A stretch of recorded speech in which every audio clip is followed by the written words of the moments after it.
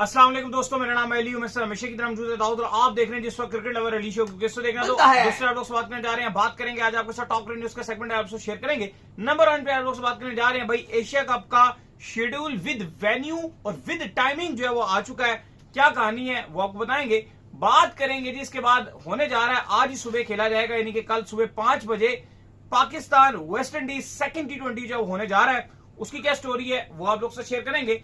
और बात करेंगे जिसके बाद जो हमारे पास अपडेट आ रही है, वो अपडेट आ रही है वसीम जूनियर को लेकर। बड़े लोग एतराज कर रहे थे कि भाई कहां गया, इतना बेहतरीन टैलेंट था, वो बहती हवा सा था, वो वाले गाने इसके ऊपर चल रहे हैं कि 2023 वर्ल्ड कप में जहां सब नाकाम हो गए थे, नंबर 1 नंबर 2 बॉलर्स, वहां पर ये कमाल की बॉलिंग कर रहा था। तो भाई है कहां, वो भी आपको बताएंगे। तो पाकिस्तान साउथ अफ्रीका का फाइनल चल रहा है, उस पर भी बात करेंगे। तो अगर आप हमारे चैनल पर पहली बार हैं, चैनल को हमें सब्सक्राइब करें, साथ के बैल आइकन बजाना। तो बात का आगाज करते हैं नंबर 1 खबर के साथ जो हमारे पास आ रही है। तो भाईजान एक बार फिर से जो चेयरमैन मोहसिन नकवी है और साथ में जो सदारत भी रखते हैं, आपको पता है एशियन क्रिकेट काउंसिल के जो सदर भी हैं, उन्होंने एशिया कप का जो शेड्यूल है विद वेन्यू अनाउंसमेंट कर दी है।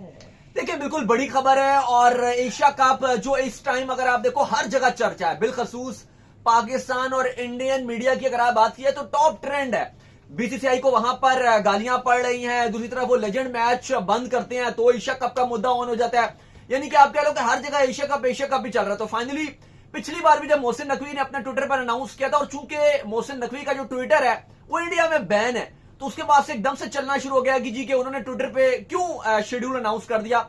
शायद ये भूल गए थे वो इंडियन मीडिया के जर्नलिस्ट कि जब जयशाह होते थे तो वो भी अनाउंस कर देते थे, वो भी तारीखें बताते थे। उसके बाद जो है वो Asian cricket council Jay Shah announce कर सकते हैं, वो क्योंकि सदर हो गए वहां। हाँ, लेकिन मेनली चलो आईसीसी का एक अलग प्रोसीजर है, लेकिन एशिया कप में यही है। अब मैं आपको बताऊं, जिस तरह से इवन सौरव गंगुली बीसीसीआई के प्रेसिडेंट थे, लेकिन जब एशिया कप पोस्टपोन होना था तो एक इंस्टाग्राम का लाइव चल रहा था, और उसमें उन्होंने बोला जी कि एशिया कप नहीं होगा। यानी कि आप देखिए कि उन्होंने इंस्टाग्राम के में लाइव में जहां पर कोविड चल रहा था, वो कहानियां चलते चलते उन्होंने बता दिया।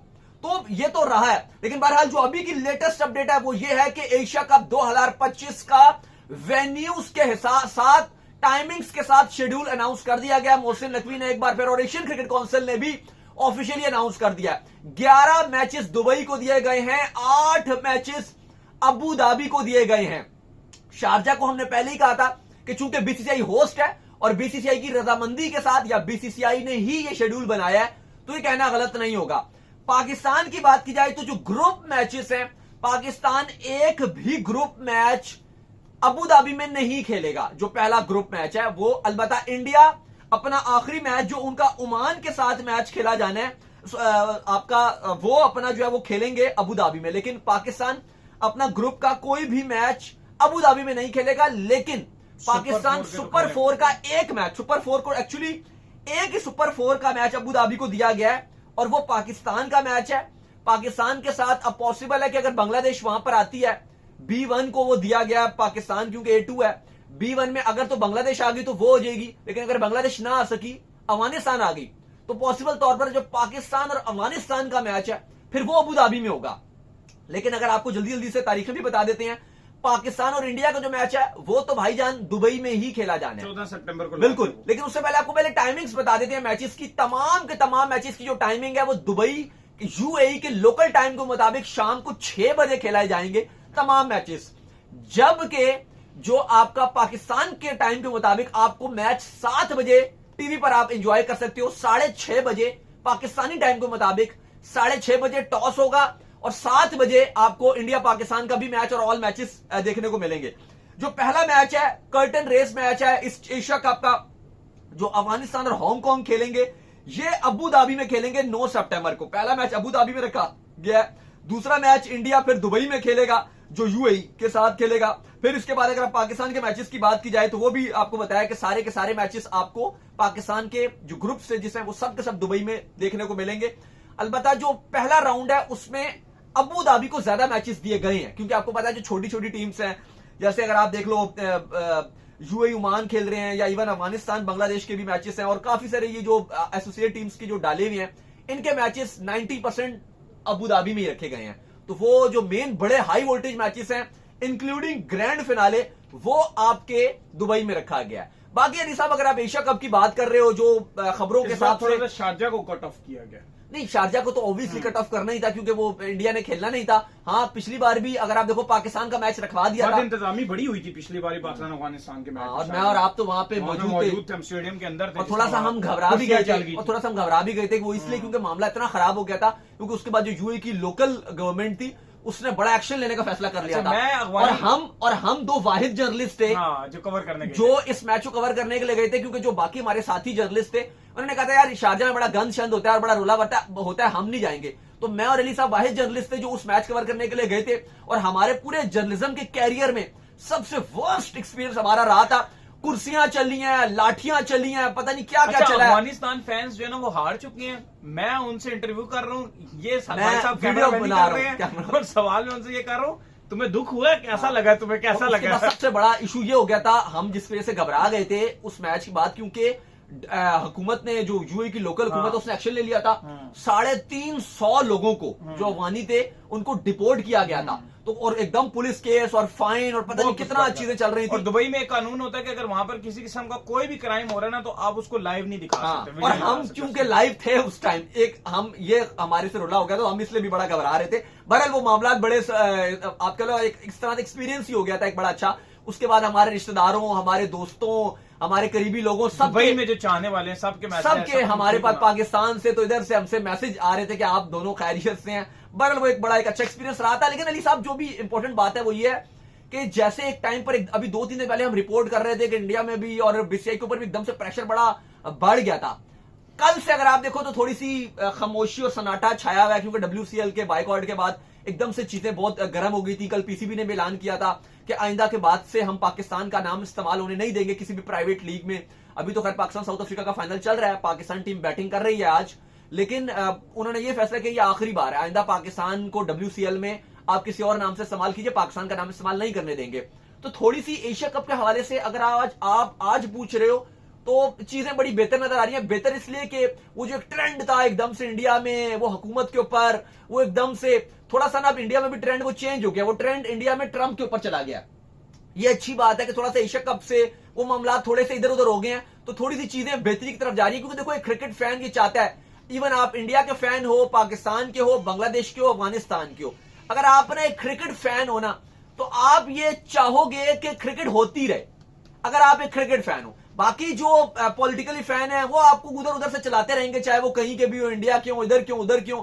लेकिन एक अच्छी बात है कि चीजें थोड़ी बेहतरी की तरफ नजर आ रही हैं। और मोहसिन नकवी उन्होंने भी यही बात की कि भाई कोई बयानबाजी नहीं कर रहे, उनसे मीडिया में कोई जर्नलिस्ट सवाल भी करे। मानना दाऊद कि अगर आपने शेड्यूल अनाउंस करना था तो पहले ही आप वेन्यू उदय अनाउंस कर देते, ये दोबारा से ट्रेंड बनेगा। अभी फिर दोबारा इंडियन मीडिया में ये सारी चीजें डिस्कस होना शुरू होंगी और फिर एक हाइप बनेगी, फिर एक रीजन है। चलो वो आप एक पॉइंट तो दे रहे हो कि ये एक दफा बंद कर, क्योंकि अब थोड़ा सा कम हुआ है ट्रेंड, मैंने 1-2 दिन से देखा, लेकिन आज फिर उड़ जाएगा। लेकिन जो आप ये बात करो, चलो वो हो सकता है, लेकिन इसका जो रीजन है जो नहीं अनाउंस किया गया था वो मैं आपको बता देता हूं। क्योंकि उस टाइम तक ये चीजें फाइनलाइज नहीं हुई थी, क्योंकि आपने सारे जो बाकी वेन्यूज थे दुबई के वो आपने थोड़े से फाइनलाइज करने थे, तो उसमें आपको थोड़ा टाइम लगा। आपने उनसे भी यूएई के साथ भी आप बातचीत में थे, आपने ये तो ऑलरेडी बता दिया था ना कि दुबई और अबू धाबी होस्ट करेंगे, लेकिन बाकायदा तौर पर शेड्यूलिंग करना, हर चीज करना, वो आपने लॉजिस्टिक मामलात और ब्रॉडकास्टर्स के साथ भी डिस्कस करनी थी चीजें। क्योंकि देखो एक दिन में आपको 2-2 मैचेस भी कहीं देखने को मिल रहे हैं, और फिर आपने ब्रॉडकास्टर से पूछना था कि क्या आप इस दिन अबू धाबी कर रहे हो, इस दिन दुबई कर रहे हो। तो इसका जो एक्चुअली ग्रीन सिग्नल है ये बीसीसीआई या एशियन क्रिकेट काउंसिल नहीं देता, वो जारी बात है, तो ब्रॉडकास्टर ही देगा, ये ब्रॉडकास्टर देता है, तो सारे मामला देखने बिल्कुल। तो जो DRS भी यूज होता है और बाकी जो टेक्नोलॉजी अगर आप देखो जो एक मैच करवाने में होती है बुक करनी वो बहुत होती है, तो उनको भी अपनी 2-2 टीम्स बनानी पड़ेंगी। एक वो अपनी टीम अबू धाबी में रेडी रखते हैं,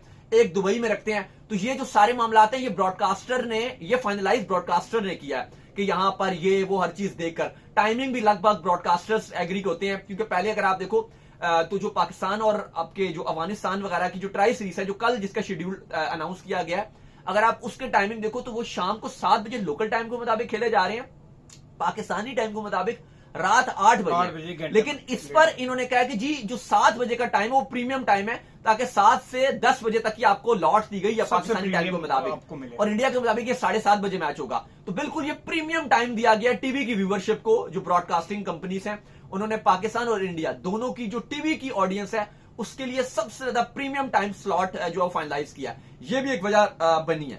खैर जी, इसके बाद जो हमारे पास अपडेट आ रही है वो अपडेट जो हमारे पास ये आ रही है पाकिस्तान और वेस्ट इंडीज के हवाले से कि कल मैच खेले जाना है और सुबह 5 बजे जो है उन दोनों के दरमियान जो है मैच होना है। लास्ट मैच जो है पाकिस्तान जीत गया था और पॉसिबल तौर पर ऐसा ही होता है कि जब पाकिस्तान जो है जीत जाता है तो पाकिस्तान जो है टीम के अंदर तब्दीलियां किसी किस्म की नहीं करता है। लेकिन क्या लगता है भाईजान, जिस तरह लास्ट टाइम भी था स्पिनर को बड़ी हेल्प मिल रही थी, क्या पॉसिबल हो सकता है कि फहीम अशरफ की जगह इब्रार आ जाए? देखिए, आपको करना तो पड़ेगा और पाकिस्तान टीम ज्यादा तब्दीली करने की ख्वाह नहीं रखती। आज पाकिस्तान टीम ने अपना आराम करने को तरजीह दी थी लॉर्डर हिल में, फ्लोरिडा में। लेकिन कल जो पाकिस्तान का मैच खेला जाना है उसमें एक तब्दीली की तरफ गौर किया जा भी सकता है और ज्यादा चांस ये भी है कि आप सेम प्लेइंग 11 के साथ भी चले जाओ।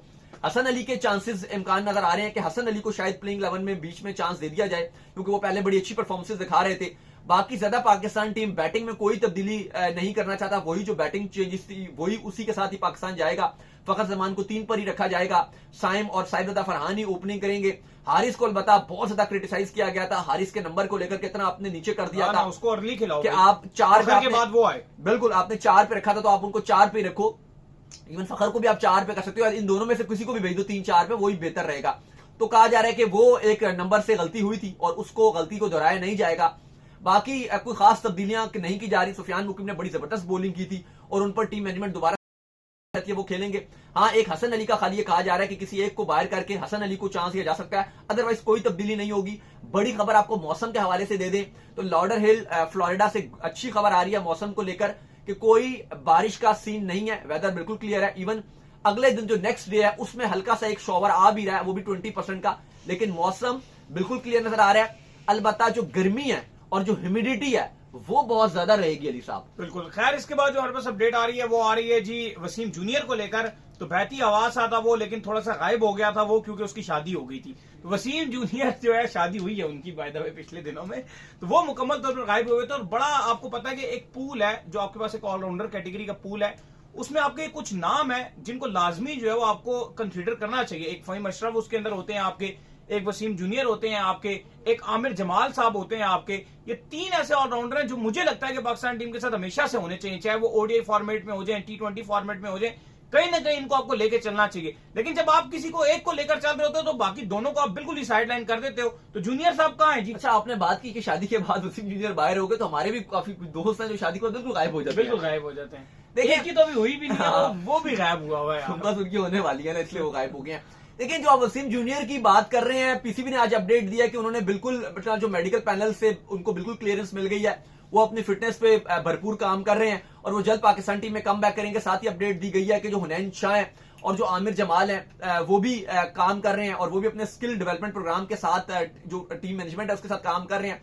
और वसीम जूनियर की भी अपडेट दी है कि वो बिल्कुल फिट हो गए हैं और वो जल्द पाकिस्तान टीम में कम बैक करेंगे और वो सिलेक्शन के लिए भी अवेलेबल रहेंगे, क्योंकि काफी उनकी इंजरीज को लेकर बात चल रही थी। बाकी पाकिस्तान साउथ अफ्रीका का मैच जारी है, ग्रैंड फिनाले स्टार्ट है, कवर करेंगे जी इंशाल्लाह। बिल्कुल जी, एंड में आपके साथ जुड़ेंगे भी। शाहिद खान आफरीदी इस टीम के साथ, आपको पता है कि मेंटोर का रोल कह दें, वैसे वो कह रहे थे कि अगर मैं फिट हुआ तो 11 में खेलूंगा, लेकिन नहीं खेले वो। लेकिन ऑब्वियसली कल भी वो कह रहे थे कि उनकी फिटनेस उतनी अच्छी नहीं है और बेस्ट कॉम्बिनेशन के हिसाब से वो नहीं बैठते, क्योंकि उनको वो अपने फिटनेस उनकी ठीक नहीं है।